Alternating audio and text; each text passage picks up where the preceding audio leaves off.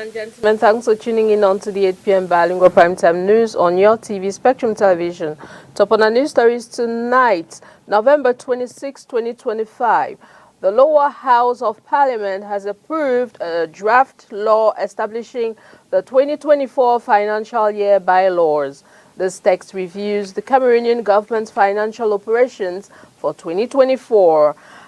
Also in this news, Jean Abate Edi, governor of the Northern Region, has stated that the situation is clearly improving after the unrest that followed the announcement of the presidential election results. The stories in full and will be brought to you right ahead. Welcome, ladies and gentlemen. Thanks for tuning in on to the 8 p.m. Bilingual Primetime News on your TV, Spectrum Television. I will kickstart right away, and it will be in the French language with Oriane Donken. Bonsoir, Yann. Bonsoir à vous, Christelle Asek. Mesdames et messieurs, bonsoir et bienvenue au journal. La seconde conférence semestrielle des gouverneurs de région s'est achevée ce jour à Yaoundé. Le ministre de l'administration territoriale exhorte les gouverneurs des régions à veiller à la bonne tenue des élections régionales et à mettre l'accent sur le renseignement prévisionnel. On fait le point avec vous, Inès Pangan et Thierry Honda.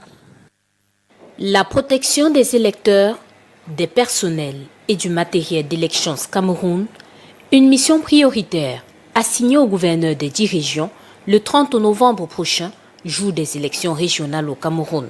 Dans le cadre de l'élection des conseils régionaux le 30 novembre 2025, vous mettrez un accent particulier sur la sécurisation des électeurs, du matériel électoral, ainsi que des installations d'ELECAM. La recommandation est du ministre de l'administration territoriale ce 26 novembre à Yaoundé, à la clôture de la seconde conférence semestrielle des gouverneurs de région au titre de l'année 2025. Des travaux qui se font sur le thème « Autorité administrative et maintien de l'ordre en période post-électorale ». Un accent devra désormais être mis sur la multiplication des descentes sur le terrain. Je vous invite à encourager les autorités administratives placées sur vos ordres à multiplier et à densifier les tournées au sein de leurs unités de commandement respectives.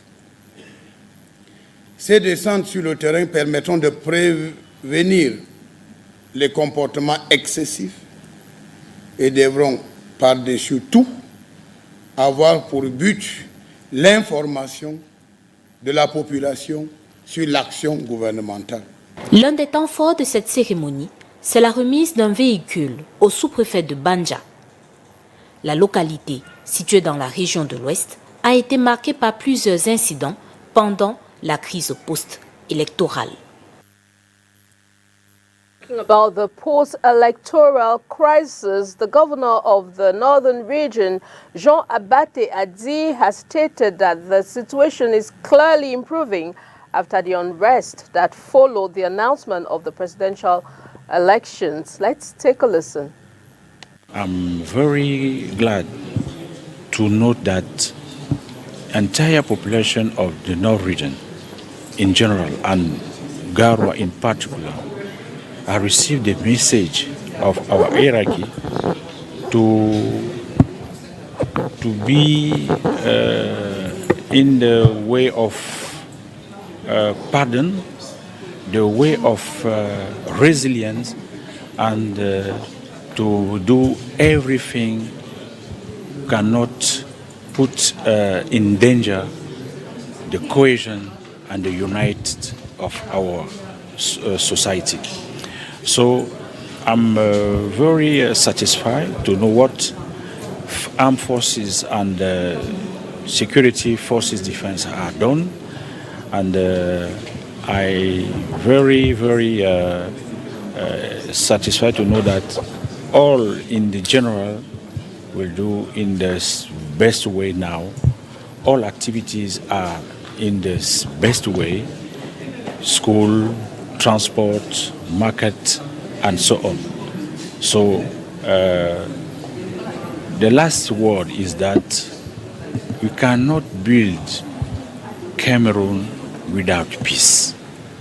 peace is very important, and we are work better every day, everywhere, to consolidate this an important aspect of our life.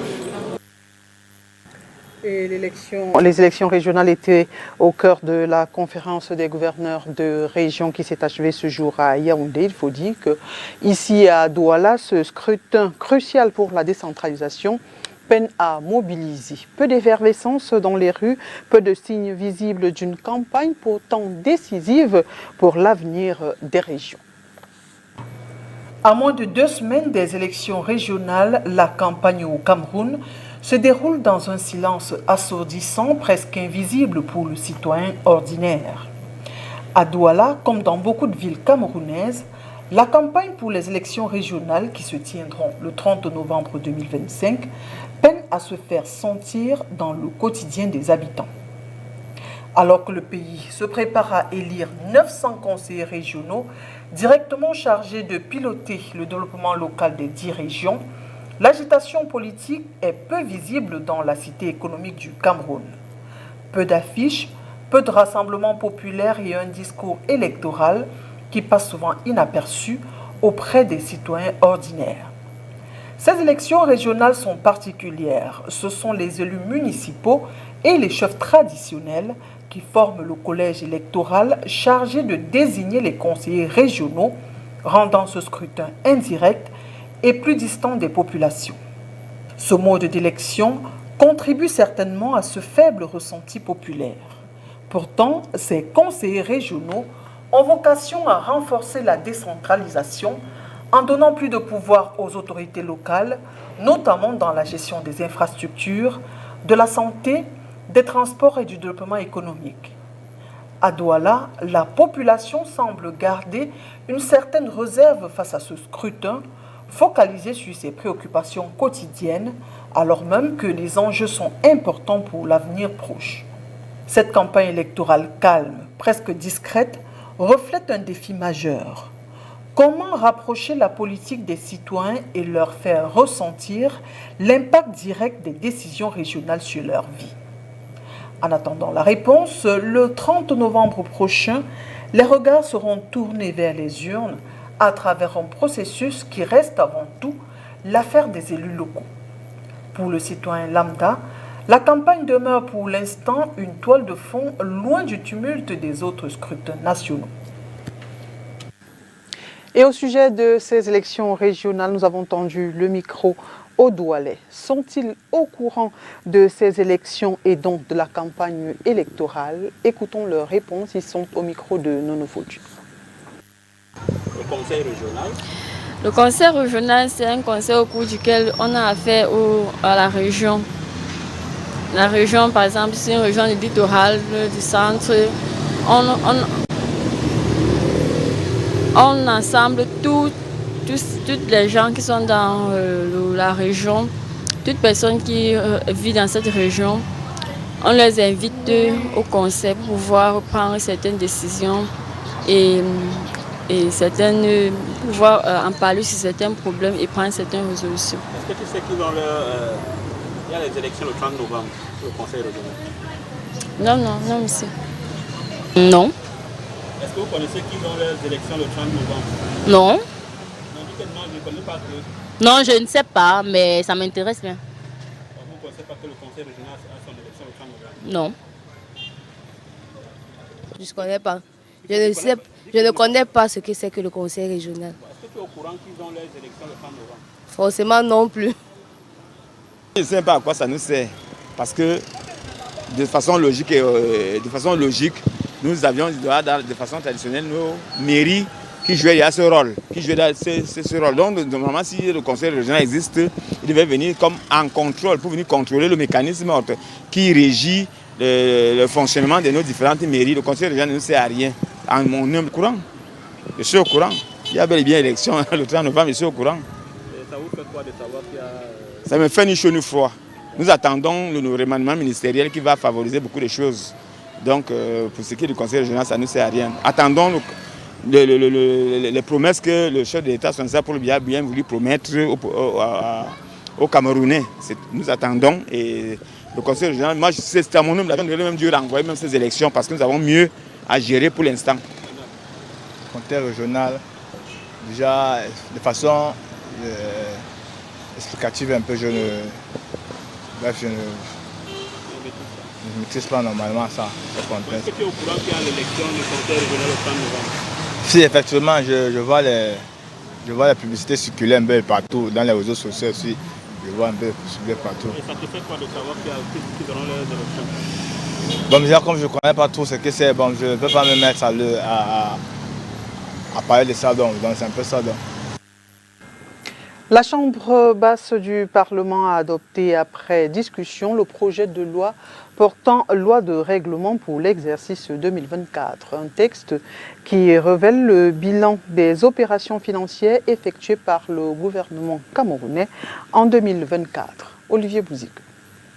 Après les discussions générales en présence du ministre des Finances, le projet de loi de règlement de l'exercice 2024 a été adopté par l'Assemblée nationale.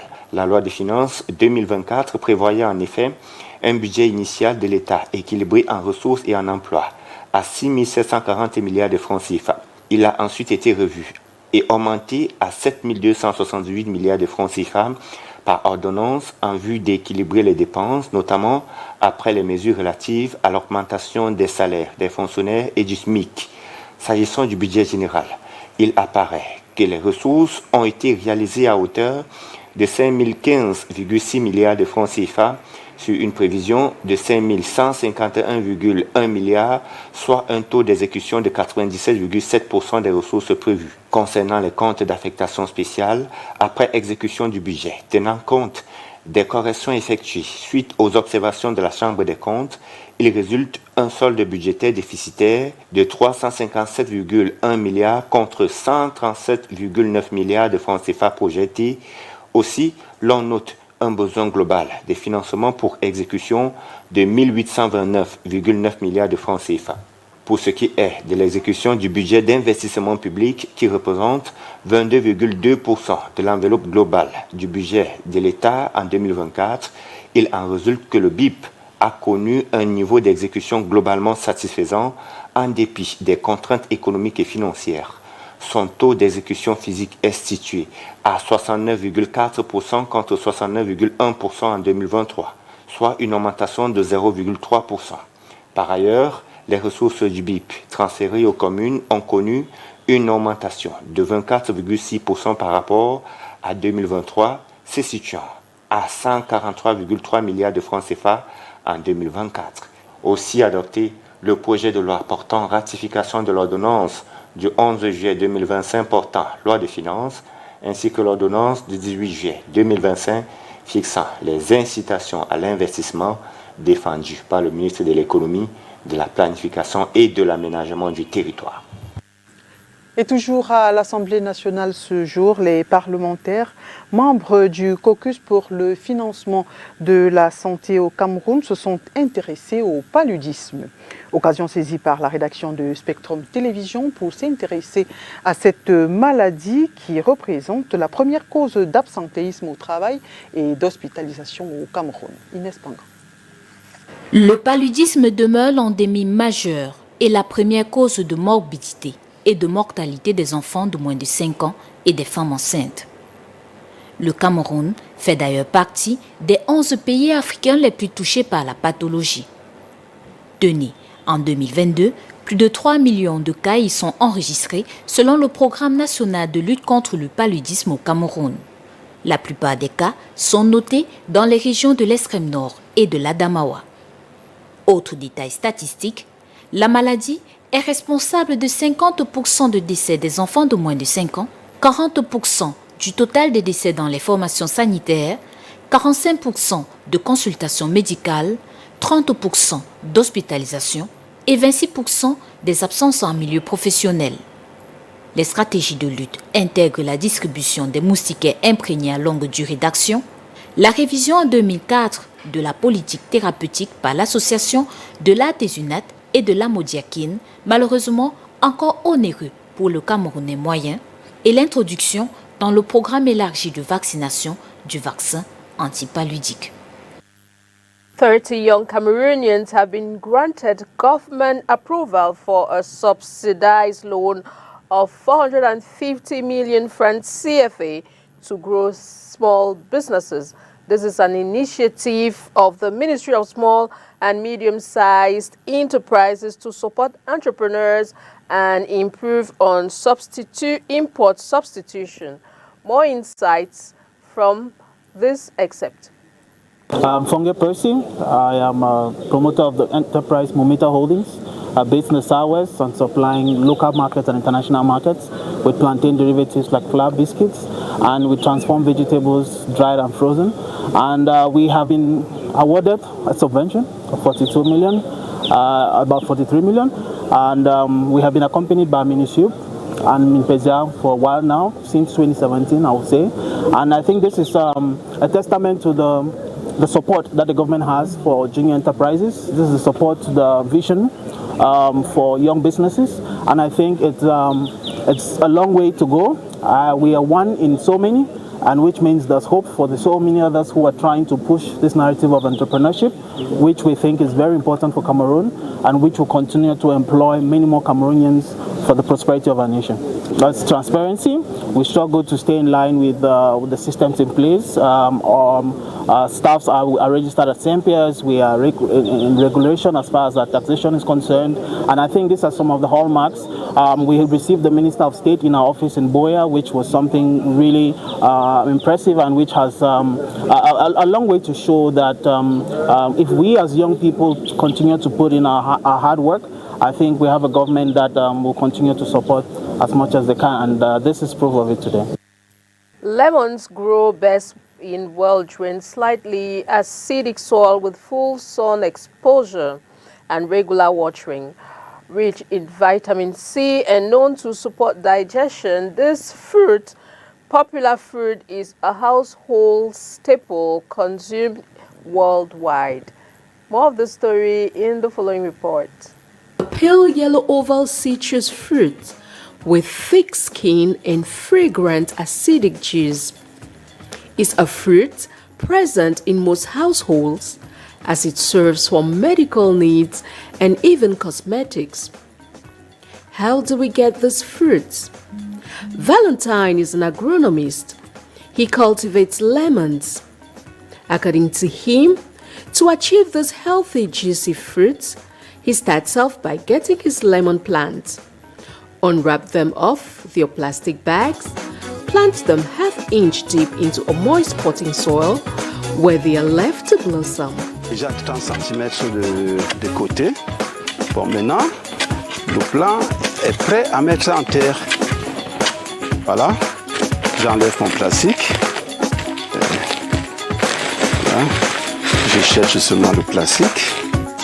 Et maintenant, la plante, je la mets juste au milieu du trou. Voilà, au milieu du trou. Maintenant, j'ai un flou.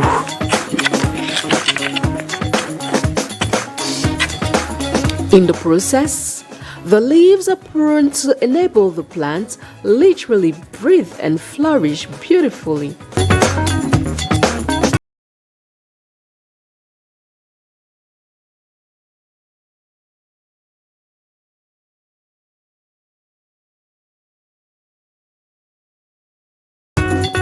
In the space of 18 months, the plant starts bearing fruits, after which these fruits are harvested for local consumption.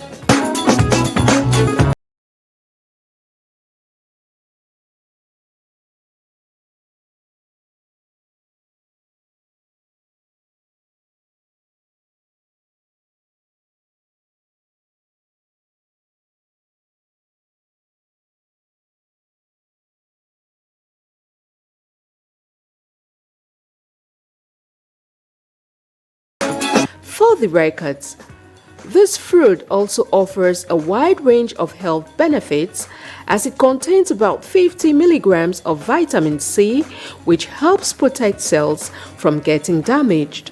Also, with its rich vitamin C content, It equally helps the body produce collagen, suitable for the skin, and helps absorb iron and supports the immune system. For these fruits to last, they are best kept in cool environments.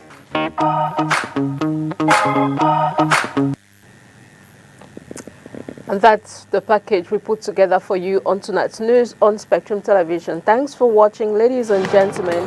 Enjoy the rest of your evening in company of programs on Spectrum Television. Good night. Good night to you, Oriana. Bonne soirée à vous, Christelle Assec. Mesdames et messieurs, merci d'avoir été des nôtres.